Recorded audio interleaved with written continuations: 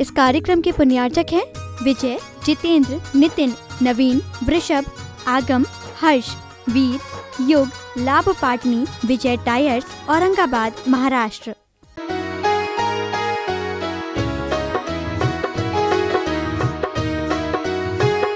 अपने कर्मों को, अपने बंधे हुए कर्मों को भी आप क्या कर सकते हो, तोड़ सकते हो, उखाड़ सकते हो और फेंक सकते हो। ये ताकत है किसमें? एकमात्र इस विनय गुण में। इस विनय को आप छोटा मोटा हल्का फुल्का मत समझो, बहुत ऊंची चीज है ये विनय। क्या कहते हैं आचार्य भगवान? विनय नैतिक कर्मलम इति विनय, मतलब जो कर्म रूपी मल को दूर करता है, जो पाप को हटा देता है, वो विनय है। मतलब पाप कर लो, पाप हो गए, और अगर पाप हो रहे हैं, इस विनय से आप उस पापों को भी क्या कर सकते हो, समाप्त करने की ताकत इस विनय गुण के अंदर।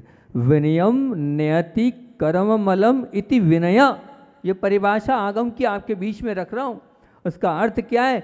विनयम नयति, यानी विनय क्या करता है? बोले वो क्या करता है? कर्म मलम, यानी इस कर्म मल को दूर भगाता है, वो विनय है। जो पाप को हटाता है वो विनय है।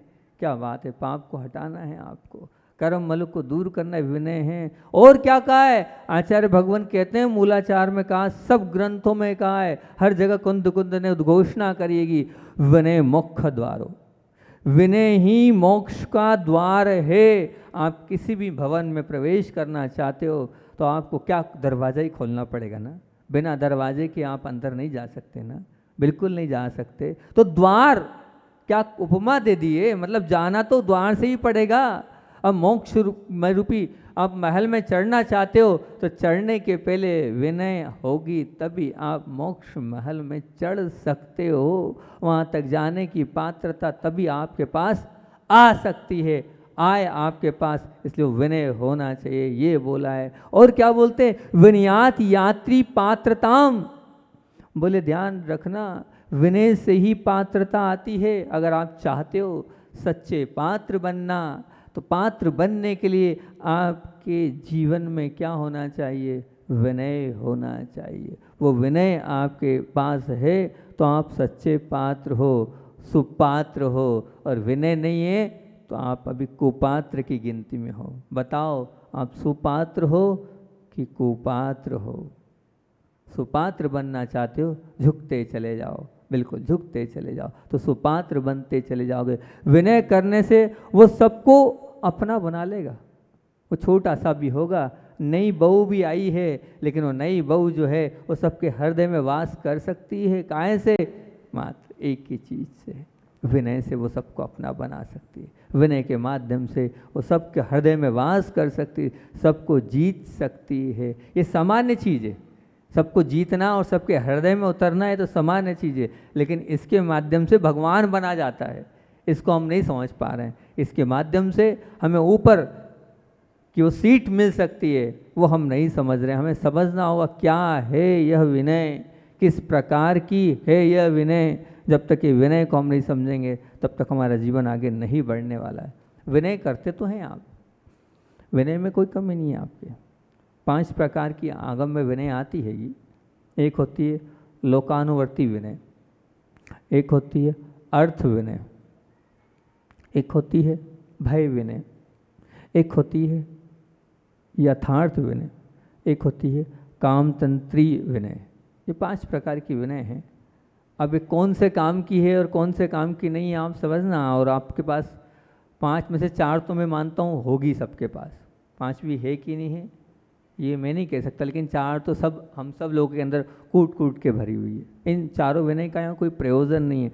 लोकानुवर्ती विनय मतलब क्या? लोक लिहाज करना, जिससे हमें काम है उसके आगे पीछे घूमना, उसका आदर सत्कार करना, और जब काम हो जाए तो पहचानना ही नहीं कि आप कौन, आप क्या, आपका क्या स्टेटस, हम जानते ही नहीं है कौन हो आप। जब तक हमें काम है तब तक हम खूब विनय कर रहे हैं, खूब सम्मान दे रहे हैं। जहाँ काम निकल गया वहाँ हमने उसको छोड़ दिया। ऐसी विनय की चर्चा यहाँ पर हो ही नहीं रही है। ये लोकानुवर्ती विनय है, मतलब हमें लोक व्यवहार को चलाने के लिए हम जो विनय कर रहे हैं वो विनय की यहाँ चर्चा नहीं है। और यही हमारे जीवन में ज़्यादा है, हम व्यवहार को खूब निभाते हैं। और व्यवहार में लोकानुवर्ती विनय में ऐसा होता है कि व्यवहार के चक्कर में होता क्या है, हमारा त्याग है लेकिन क्या करें, व्यवहार निभाना है, इसलिए त्याग भी एक तरफ रह जाता है। ठीक है भैया, कोई बात नहीं, अभी चाय पीने की कैपेसिटी नहीं है, अभी चाय पी क्या है, लोकानुवर्ती विनय, उनने कहा है तो और पी लो और पी लो। शरीर को अपन मान ही नहीं रहे अपना, उसको ही अपना मान रहे। अरे भैया मना कर दो ना, नहीं मना कर सकते हैं, लोकानुवर्ती विनय है।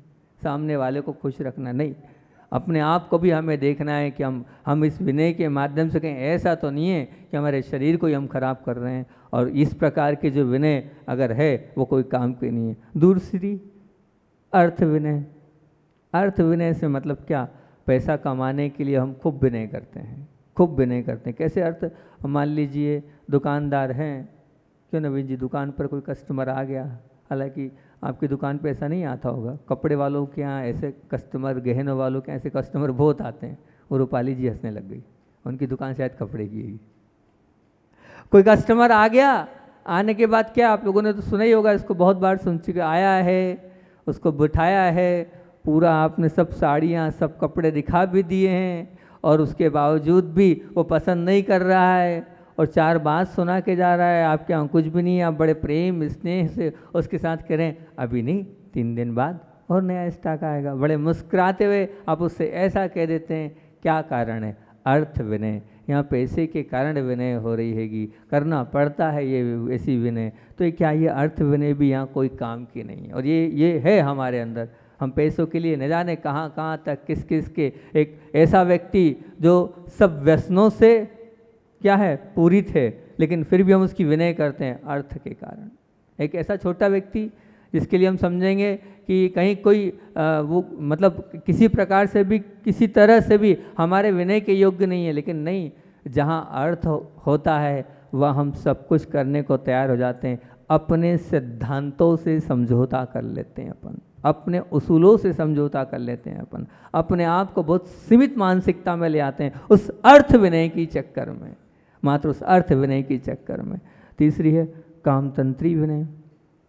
कामतंत्री विनय मतलब हमारी कामनाओं की जहाँ पूर्ति हो रही है, इच्छाओं की जहाँ पूर्ति हो रही है, वासनाओं की जहाँ पूर्ति हो रही है, वहाँ हम सब कुछ भूल जाते हैं। सामने वाले ने जो कहा हम वो सब करने को तैयार हो जाते हैं, अपने घर को भूल जाते हैं, अपने परिवार को भूल जाते हैं, अपने वालों को भूल जाते हैं। एक कामतंत्री विनय है। इस कामतंत्री विनय के माध्यम से, कामनाओं की पूर्ति के माध्यम से और वासनाओं के कारण हम सब कुछ भुला देते हैं। या इस विनय की भी कोई चर्चा नहीं है। ऐसी विनय सबके अंदर कूट कूट के भरी है। मुझे वो चाहिए, उस चाहिए के लिए मैं सब कुछ करने को तैयार हूँ, जो हो सकता है वो सब करने को तैयार हो। अपनी मर्यादाओं को हम भूल जाते हैं, अपने नियमों का उल्लंघन कर जाते हैं और कामतंत्री विनय से सब कुछ हम प्राप्त कर लेते हैं। चौथी है भय की विनय। भय से मतलब क्या है, अब विनय तो है लेकिन डर के मारे। कैसा डर, डर है जहाँ हमारे बड़े अधिकारी हैं, हमारे साहब हैं, जो कैसे हैं, उनसे हमारे अंदर क्या है, एक डर बैठ गया, एक भय बैठ गया। अगर नहीं इनकी विनय करेंगे तो होगा क्या, होगा ये कि हमारा जो क्या बोलते हैं उसको प्रमोशन नहीं होगा, हम आगे नहीं बढ़ पाएंगे। तो ऐसी विनय कर रहे हैं आप, इस प्रकार से विनय कर रहे हैं जो करने योग्य नहीं है। बड़ा आश्चर्य होता है कि इस प्रकार से विनय के चक्कर में, अब मैं क्या बताऊँ यहाँ माइक से क्या बोलूँ, कि कुछ बहनों ने अब इस विनय के, इस भय विनय के चक्कर में अपना सब कुछ दे दिया। पूना में, बेंगलोर में ये भय विनय की, वो बड़े हैं तो बड़े हैं तो हम सब कुछ दे दें। समझ जाओ आप मेरी बात को, मैं क्या कहना चाह रहा हूँ। ये है भय विनय, ये हो रहा है आज, शोषण हो रहा है। ऐसी भय विनय हमें नहीं करना है। वो अधिकारी है तो उसकी बात पर करना है। या मान लीजिए कोई ताकत वाला है, कोई शक्तिशाली है, तो बस कमज़ोर को तो दबा दिया, उसके साथ तो आपने कैसा करा व्यवहार, बहुत बुरा व्यवहार किया। और जहाँ थोड़ा ताकत वाला दिखा वहाँ आप क्या हो गए, आप डर गए, आप पीछे हट गए। यहाँ उस विनय की बात भी नहीं है। अगर है ताकतवर की विनय, अधिकारी की विनय, साहब की विनय, यहाँ वो विनय की बात भी नहीं। आखिर किस विनय की बात है यहाँ पर, यहाँ यथार्थ विनय की बात है।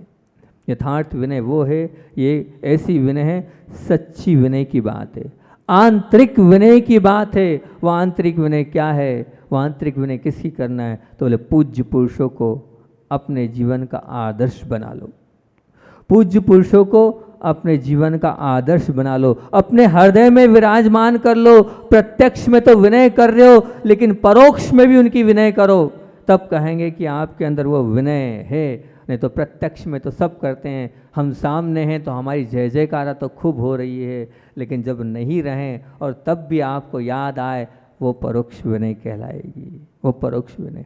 अब गुरुदेव की वो रहें चाहे नहीं रहें, लेकिन उनकी छवि जब सामने आती है तो अपने आप पापों से भय लगता है कि मुझे वो देख रहे हैं, कोई देख रहा है चाहे कोई नहीं देख रहा है, पर मेरे गुरु हैं, मुझे मेरे गुरु का नाम बदनाम नहीं करना है, मेरे गुरु मेरे पीछे खड़े हैंगे, उन्हें मुझे देखना है, वो भय होना चाहिए। आचार्य भगवान में ने अधिकतर देखा उनको, कोई भी अच्छा काम होता है, कोई भी पंच कल्याणक होता है, कोई भी दीक्षा कल्याणक होता है, कोई बड़े बड़े कार्यक्रम होते हैं, और सब के सब उस कार्यक्रम के बाद क्या कहते हैं? वो ये कहते हैं मेरा कुछ नहीं है, सब कुछ किसने किया? वो पूरा का पूरा पूज्य ज्ञान सागर जी महाराज ने किया। जो अच्छा होता है सब कुछ डाल देते हैं, 50 साल बाद भी वो गुरु ज्ञान सागर जी महाराज पर डालते आ रहे हैं। वो तो कहाँ स्वर्गों में होंगे, कहाँ वो कर रहे होंगे, लेकिन आज भी क्या करें? उन्होंने किया है वही करता धरता है। ये कहलाती है परोक्ष विनय।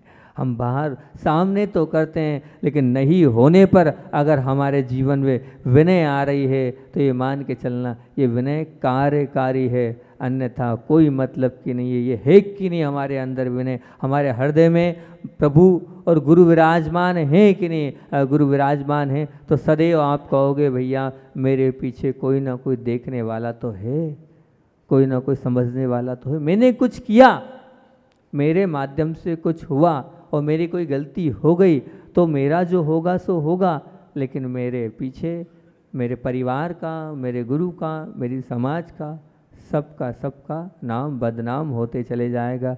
ये है विनय, इसको हम विनय कहते हैं। शास्त्रों में 5 प्रकार की विनय करी गई है, ज्ञान दर्शन चारित्र उपचार, ये 5 प्रकार की विनय हैं। और 5 प्रकार की विनय पर 5 बिंदु अपने प्रवचन के तैयार होते हैं, अपन तो इसी प्रकार से प्रवचन करते हैं। सबसे पहले विनय है कौन सी? बोले ज्ञान विनय। तो उस पर जो बिंदु बनाया है, क्योंकि ये प्रवचन काय का चल रहा है अपना, अब पता नहीं कब तक चलेगा, महीनों चलेगा। ये तीर्थंकर बनना है, तीर्थंकर बनना है तो ज्ञान का बहुमान करना होगा।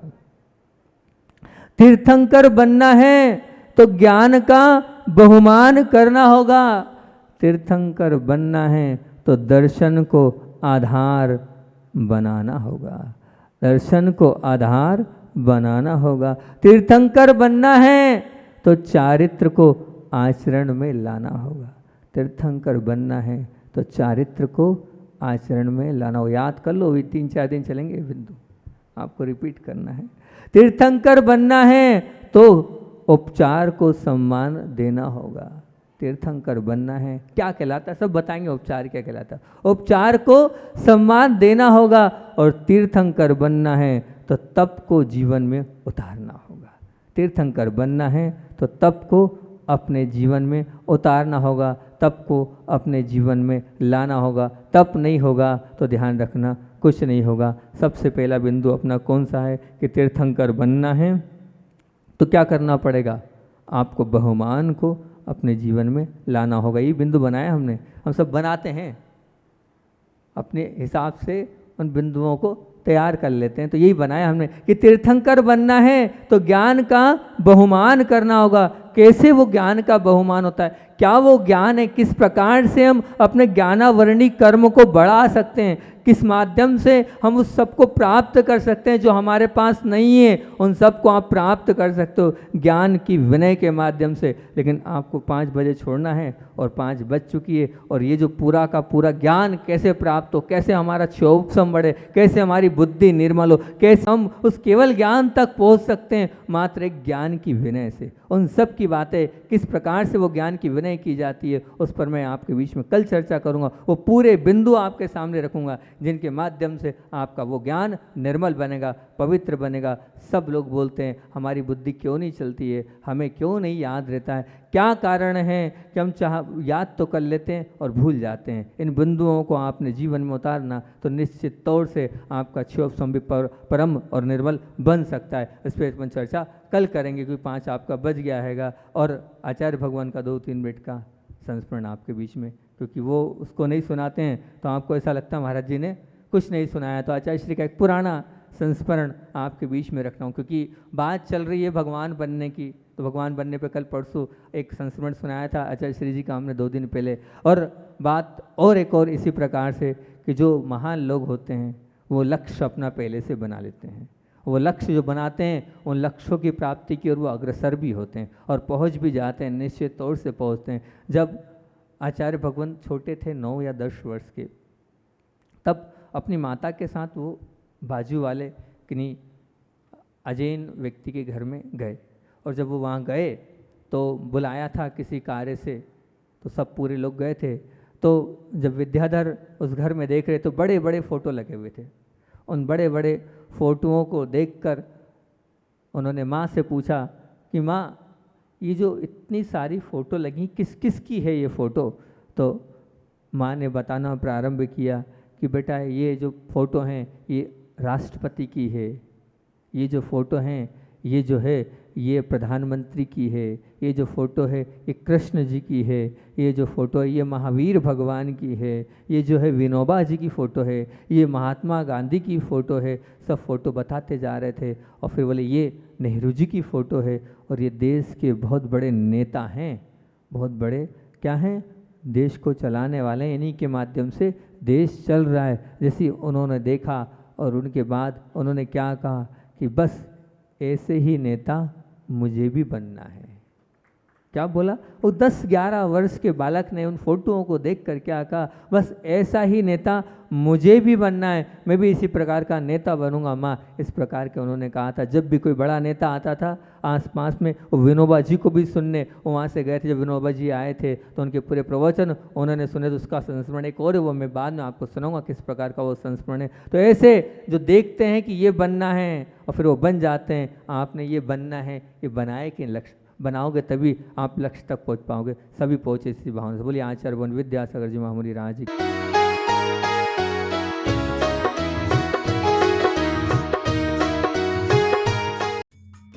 इस कार्यक्रम के पुण्यार्चक थे विजय, जितेंद्र, नितिन, नवीन, वृषभ, आगम, हर्ष, वीर, युग, लाभ पाटनी, विजय टायर्स, औरंगाबाद, महाराष्ट्र।